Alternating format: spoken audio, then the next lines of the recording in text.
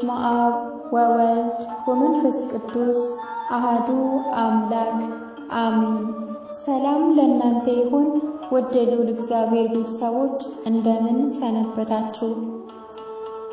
በሃይማኖት ብትኖሩ ራሳችሁን መርምሩ። የሐዋርያው የቅዱስ ጳውሎስ መልእክት ሁለተኛ ቆሮንቶስ ምዕራፍ 13 ከቁጥር 5። እነሆ ቀጣዩን ክፍል ይዤላችሁ መጥቻለሁ። ውድ የብሩክ እናት ቲዩብ ተከታታዮች በሙሉ ለቻናሉ አዲስ የሆናችሁ ሰብስክራይብ በማድረግ ቤተሰብ ሁኑ እያልኩ እነሆ ቀጣዩን ክፍል በሃይማኖት ብትኖሩ ራሳችሁን መርምሩ ምዕራፍ 1 ክፍል 10 ከእግዚአብሔር በቀር አምላክ የለም።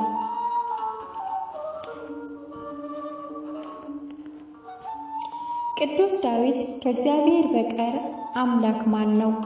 ከአምላካችንስ በቀር አምላክ ማን ነው ብሎ እንደዘመረ መዝሙር 17 ቁጥር 31። ቅዱስ ጳውሎስም ከአንዱ ከእግዚአብሔር በቀር አምላክ እንደሌለ እናውቃለን እንዳለ አንደኛ ቆሮንቶስ ምዕራፍ 8 ከቁጥር 4። እኛም ነቢያት በትንቢታቸው፣ ሐዋርያት በስብከታቸው፣ ሊቃውንት በመጻሕፍቶቻቸው፣ አባቶች በቃላቸው በኑሯቸውም እንዳስተማሩን ክርስቶስ እግዚአብሔር አምላካችን እንደሆነ በተረዳ ነገር አውቀነዋል። ሐዋርያት ይህንኑ የክርስቶስን አምላክነት እንዴት በግልጽ እንዳስቀመጡት ቀጥለን እንይ። የተባረከውን ተስፋችንን እርሱም የታላቁን የአምላካችንን የመድኃኒታችንን የኢየሱስ ክርስቶስን ክብር መገለጥ እየጠበቅን ቲቶ ምዕራፍ 2 ቁጥር 12 ነቢዩ ኢሳይያስ በምዕራፍ 7 ቁጥር 14 ላይ ድንግል ጸንሳ በድንግልና እንደምትወልድ ከተናገረ በኋላ በቤተልሔም በከብቶች በረት የተወለደውን ሕፃን እንዴት እንደገለጸው እንይ።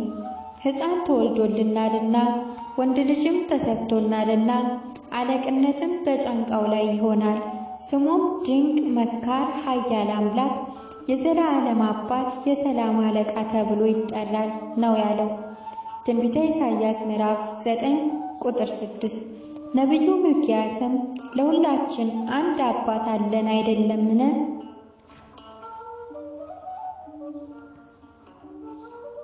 አንድ አባት ያለን አይደለምን?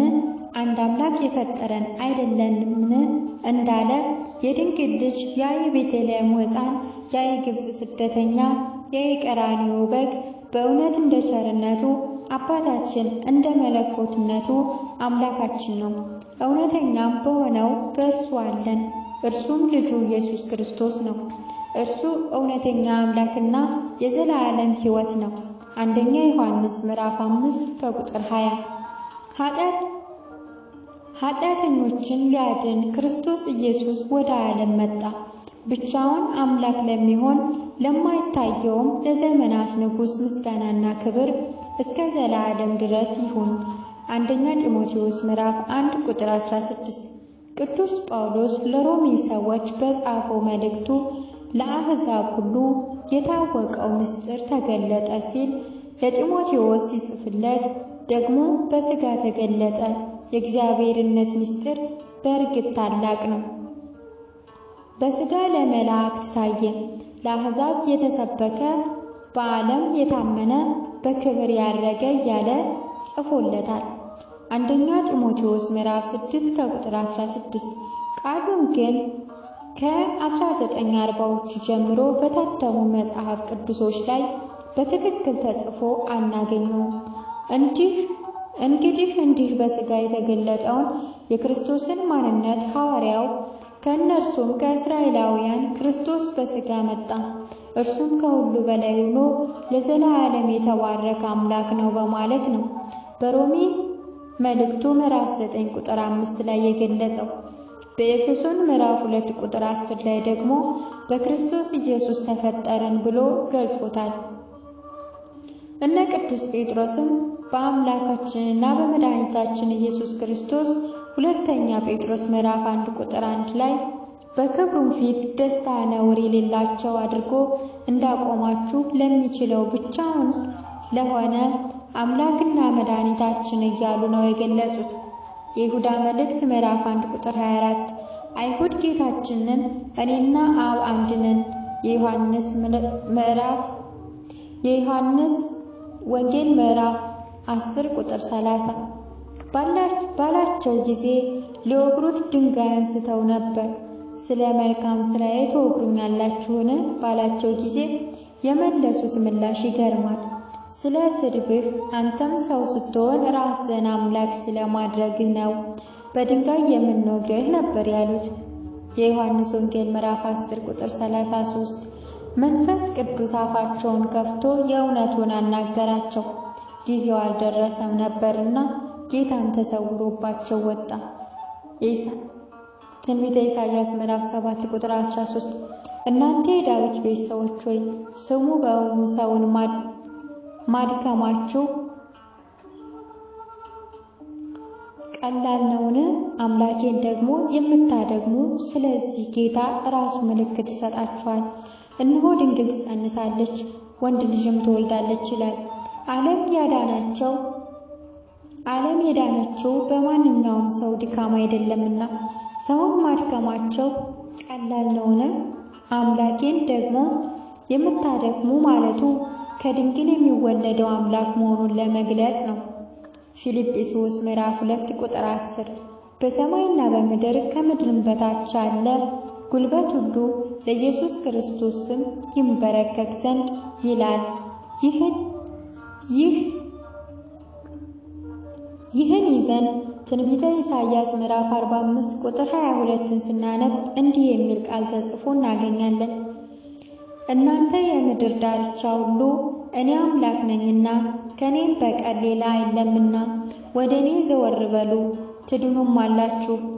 ቃሌ ከአፌ በጽድቅ ወጥታለች አትመለስም፣ ጉልበት ሁሉ ለእኔ ይንበረከካል ይላል። እግዚአብሔር አምላክ ለአምልኮቱ ቀናኢ መሆኑን ቀደም ብለን አይተናል። በስልጣኑና በአምላክነቱ ሲመጡበት ቁጣው እጅግ ከባድ ነው። ታዲያ ክርስቶስ የድንግል ልጅ ያ የቤተልሔሙ ሕፃን እርሱ እግዚአብሔር ባይሆን ኖሮ አምላክነቱም የባህሪ ባይሆን ኖሮ ቅዱስ ጳውሎስ እንዴት ጉልበት ሁሉ ለክርስቶስ ስም ይንበርከክ ይላል? መቼም ለሁለት የተለያዩ አምላኮች ስገዱ አይለንም። ክርስቶስ አምላክ መሆኑ በነቢዩ ኢሳይያስ ላይ አድሮ ጉልበት ሁሉ ለእኔ ይንበረከካል ያለው ልዑል እግዚአብሔር ራሱ ክርስቶስ ኢየሱስ መሆኑን ጠንቅቆ ያውቃል። ለጢሞቴዎስም ያመንኩትን አውቃለሁ ብሎ ነው የጻፈለት። ሁለተኛ ጢሞቴዎስ ምዕራፍ 1 ቁጥር 12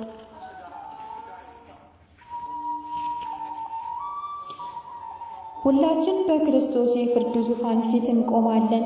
ሁለተኛ ቆሮንቶስ ምዕራፍ 5 ቁጥር 10 መልካም ቢሆን ክፉም ቢሆን በሥጋችን እንደሰራነው ዋጋችንን እንቀበል ዘንድ ሁላችን በክርስቶስ የፍርድ ዙፋን ፊት እንቆማለን።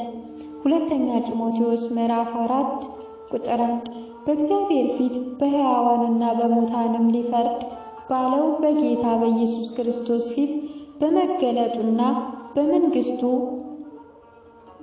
እመክርሃለሁ።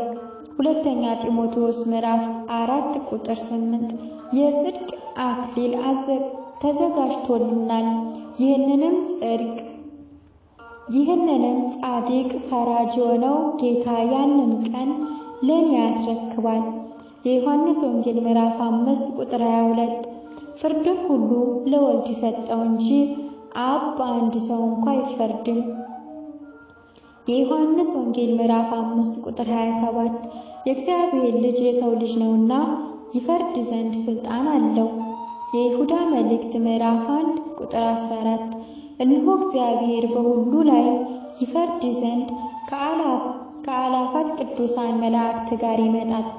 አንደኛ ጴጥሮስ ምዕራፍ 1 ቁጥር 17 ለሰው ፊትም ሳያዳላ በእያንዳንዱ ላይ እንደየሥራው የሚፈርደውን አባት ብላችሁ ብትጠሩ በእንግድነታችሁ ዘመን በፍርሃት ኑሩ።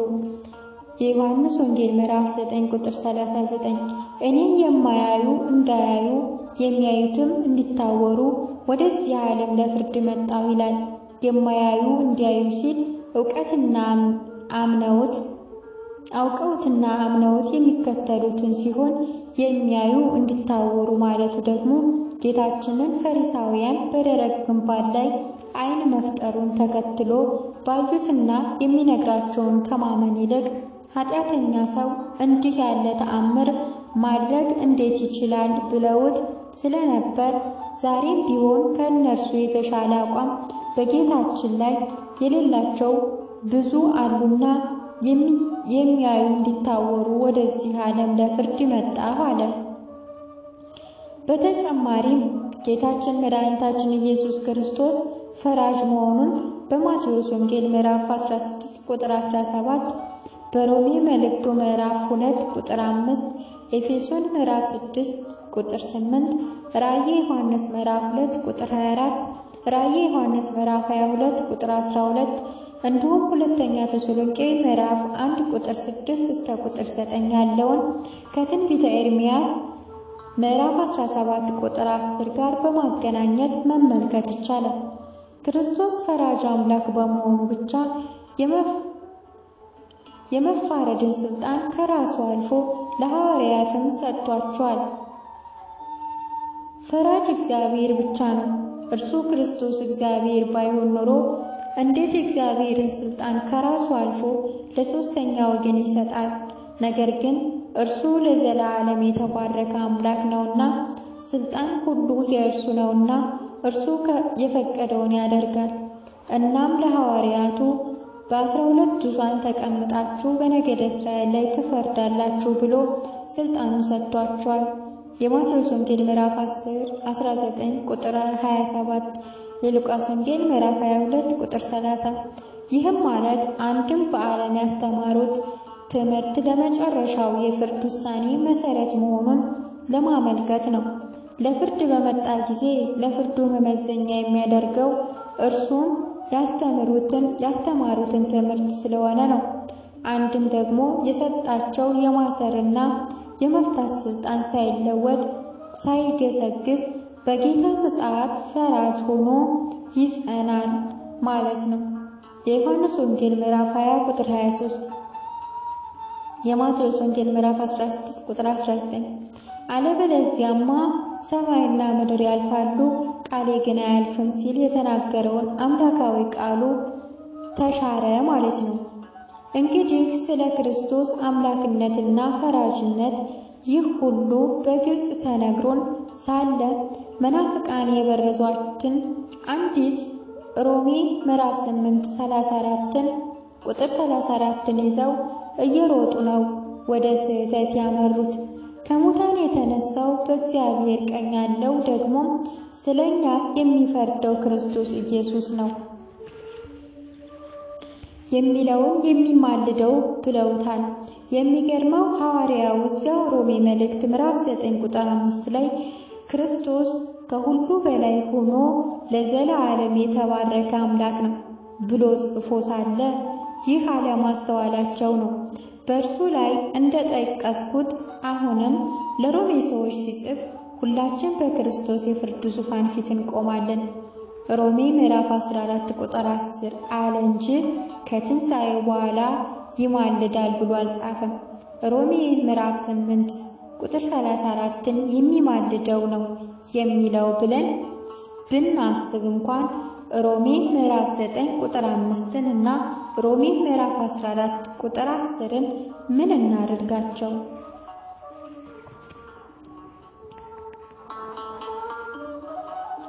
እነሆ ለዛሬ በዚህ ላይ ይበቃናል። በቀጣዩ ክፍል በምዕራፍ 1 በክፍል 11 የክርስቶስ የማስታረቅ አገልግሎት በሞቱ ተፈጽሟል የሚለውን እናያለን። ለቻናሉ አዲስ የሆናችሁ ሰብስክራይብ በማድረግ ቤተሰብ ይሁኑ። ላይክ፣ ሼር ማድረግዎን አይርሱ። ሐሳብ አስተያየቶን በኮሜንት ላይ ያስቀምጡ። ወስብሐት ለእግዚአብሔር ወለወላዲቱ ድንግል ወለመስቀሉ ክብር አሜን። ይቆየን።